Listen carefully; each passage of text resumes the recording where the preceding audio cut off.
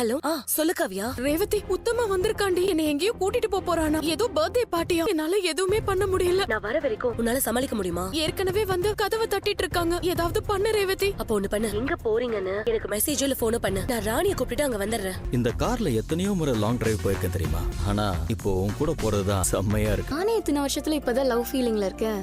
கொஞ்சம் ஃபீல் பண்ண விடுறா. நான் இன்னும் இந்த ஃபேமிலி பத்தி தெரிஞ்சுக்கணும்ல. சொல்லு, நான் என்ன ஹெல்ப் பண்ணும்? ஃபுல் ஃபேமிலி அப்சர்வ் பண்றதுக்கு சரியான சான்ஸ் இருக்கு. தீபக்கோட ஃபேமிலி ஒரு ட்ரிப் போறாங்க. அதுக்கு நம்ம காரை தாண்டா கொடுக்க போறேன். நீ அவங்க போற இடத்துக்கு டிரைவரா கூட போகணும். சரி, நான் செய்றேன். இறங்கு காவியா. எங்கேயா பர்த்டே பார்ட்டி நடக்க போகுது. ஆமா. ரெஸ்டாரண்ட் தானே சொன்னீங்க. ரெசார்ட்டுக்கு கூட்டிட்டு வந்திருக்கீங்க. ஐயா வாங்கய்யா, வாங்கம்மா. என்ன பிச்சமுத்து, எல்லாம் ரெடி தானே?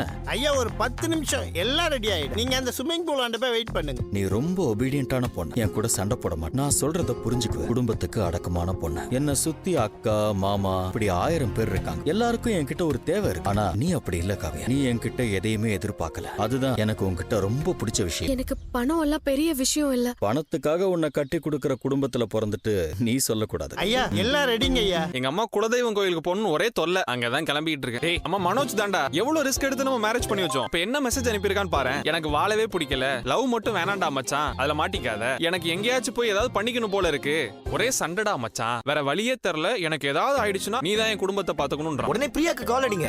அவ தனியா மெசேஜ் அனுப்பியிருக்கா, அதை படிக்கிறேன் கேளு. அண்ணா, என் வாழ்க்கையே முடிஞ்சிருச்சு. எனக்கு எதுக்கு மேரேஜ் பண்ணி வச்சீங்க? எனக்கு ஏதாவது ஆயிடுச்சுன்னா அதுக்கு நீங்க தான் பொறுப்பு. ரிசார்ட் வேற போயிருக்காங்க, அதுக்குள்ள ஒரு சண்டை. எந்த ரெசார்ட்? இந்த ரிசார்ட் தான். சரி, நான் அவங்கிட்ட போய் என்னன்னு கேட்டு வந்துடுறேன். நம்ம காவியா இருக்க இடத்தை எப்படியாவது கண்டுபிடிச்சாகணும். நீ மெசேஜ் அனுப்பிவே. அவ எப்ப பார்த்தா நம்மளுக்கு தெரியும்ல. ஐயா என்னங்க? நெஞ்சு வலிக்குது, நெஞ்சு வலிக்குது சார். இங்க டாக்டர் இருக்கார பாத்துட்டு வரேன். நான் நடிக்கிற நடிப்புல சாரே அசந்து போயிருவாரு. அடுத்த முறை என்னதான் கூப்பிடுவாரு. டாக்டர் ஹோட்டல்லயே இருந்தாரு. பாருங்க என்னன்னு பாருங்க டாக்டர். சார் என்ன பண்ணுது? கொஞ்சம் தலை சுத்துது, ஒரே மயக்கமா இருக்கு. பிபி லோ ஆயிடுச்சு. பட் டேப்லெட்ஸ் கொடுத்துருக்கேன். கம்ப்ளீட் ரெஸ்ட் வேணும். அப்ப வீட்ல போய் ரெஸ்ட் எடுத்தா போதும்ல? நோ நோ நோ, அதெல்லாம் கூடாது. இந்த டைம்ல டிராவல் பண்ண கூடாது. பேசாம இங்கே ரூம் எடுத்து தங்க சொல்லுங்க. சார் நீங்களா? நீங்க என்ன பண்றீங்க இங்க? அதை நான் தாண்டா கேட்கணும். நீ அப்புறம் இங்க வந்த?